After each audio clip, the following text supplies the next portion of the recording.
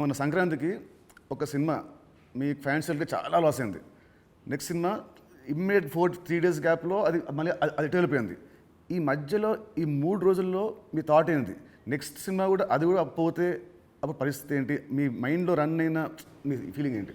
లేదు అంటే నాకు ఇప్పుడు 10th సినిమా రిలీజ్ అయినప్పుడు నాకు అర్థమవుతుంది ఫైనాన్షియల్గా ఇది డ్యామేజ్ జరగబోతుంది. సో అటు డిస్ట్రిబ్యూటర్స్ అందరు కూడా లోలో ఉన్నారు. పోతే 14th రిలీజ్ అవుతున్న సినిమా షూర్ షాట్గా సూపర్ హిట్ అని చాలా గట్టి నమ్మకంతో ఉన్నాను. అంటే 90% నీకు తెలుసు, నేను ఎడిటింగ్ రూమ్లో చూసినప్పుడే నాకు చెప్పగలుగుతాను సినిమా వర్క్ అవుతుంది అవ్వట్లేదు. అట్లా సంక్రాంతికి వస్తున్నాం అనే సినిమా మీద ఐఎమ్ ఫుల్ కాన్ఫిడెంట్గా ఉన్నాను. సో ఆ 3 days అదే ఎనర్జీతో ఉన్నాను. ఎస్, నో ప్రాబ్లం, ఒకటి వస్తుంది.